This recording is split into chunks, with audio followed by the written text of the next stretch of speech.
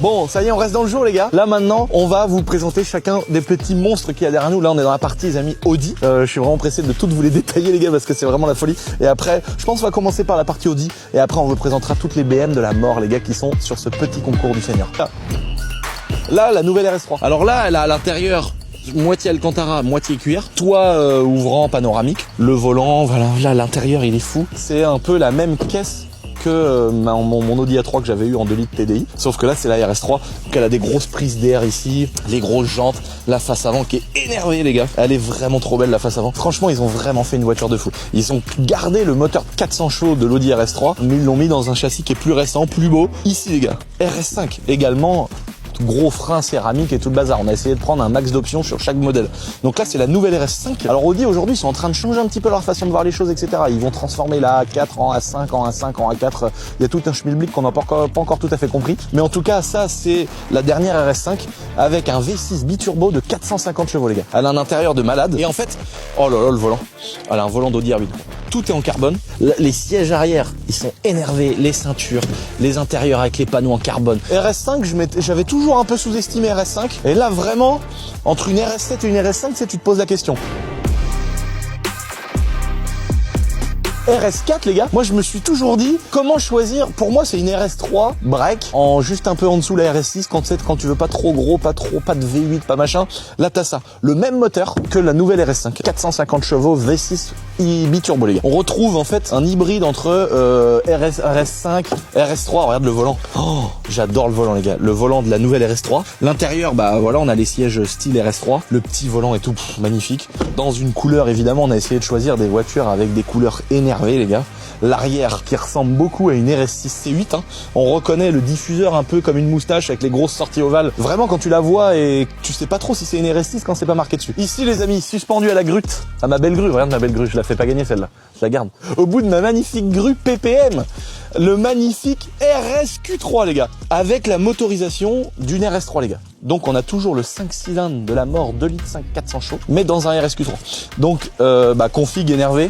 J'adore. Il a le volant de la nouvelle RS6, l'intérieur avec le tableau de bord de la nouvelle RS6, des espèces d'Alcantara rouge partout, même sur les bords des sièges, et des sièges qui ressemblent moitié à des sièges de nouvelle RS3 en mélangé à de la RS5. C'est un peu chelou, mais t'as quand même vachement de place, toit ouvrant, et puis dans une couleur comme ça qui déboîte. Pareil, hein, énorme système de freinage adapté au fait qu'il y a 400 chevaux. Et donc vous l'avez compris les amis, ça c'est le SUV qu'on fait gagner pour ceux qui vont créer des vidéos. Donc évidemment, tous ceux qui veulent participer en prenant le petit t-shirt, pack 1, pack 2, pack 3, vous pouvez participer à toutes les voitures. Et si en plus de ça, vous créez du contenu sur les réseaux sociaux qui met en avant un peu le concours, les amis, avec les petites conditions qu'on mettra dans la description et tout le bazar, vous pouvez gagner cette voiture-là. Donc il y a vraiment des gens qui vont multiplier leurs chances en créant des vidéos et en plus en participant au concours. Là les gars, regardez, il y a un énorme lac avec un lavoir au fond là les gars.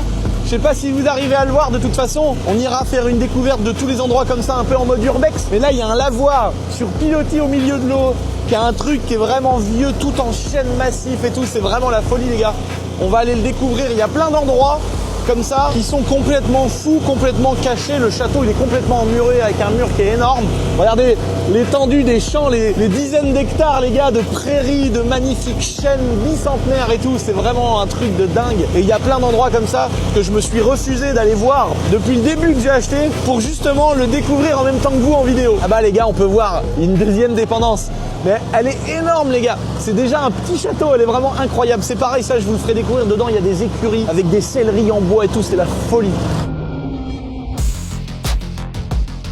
Maintenant les gars, on arrive à la maison, on arrive chez BMW les gars. Oh là là, il y a que des monstres. On commence par une voiture qui est peut-être pratiquement, j'imagine, la plus mythique de ce petit concours les gars. Une BMW 1M. Ça c'est vraiment la folie de BMW. C'est une voiture que j'ai vraiment envie de m'acheter. Et mon rêve... Oh le nez. Oh le nez qui est là les gars. Oh là là là là, la face avant, elle est tellement énervée, les ailes, elles sont tellement larges, le cul est tellement large, c'est la folie. Et mon rêve ultime, c'est de prendre ça, de lui mettre un moteur d'M3 V8 E92 avec une boîte DKG. Tu mets ça là-dedans, les gars, parce qu'elle a déjà les trains d'M3 et tout. Donc là, 1M, les gars. Donc, d'origine, c'est le moteur de 335i phase 1. Le N54, on a les magnifiques jantes, des freins d'M3 92, un arrière qui est retravaillé à la mort.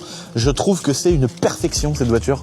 Je trouve que c'est la folie. Juste à côté, Donc là c'est pareil, ça n'existe plus les séries 1 comme ça qui sont folles en M. Aujourd'hui c'est une M135i machin, c'est pas ça, ça vaut pas du tout ça les gars. Là vous avez un produit d'exception. L'intérieur, on allait passer à une M2 sans montrer l'intérieur. L'intérieur, BMW Perf, le petit volant avec les LED, performance. Alcantara sur le tableau de bord, sur la casquette de compteur. Les sièges avec des surpiqûres rouges, pareil sur le pommeau de vitesse tout l'intérieur. Évidemment ciel de toit noir, elle est trop belle.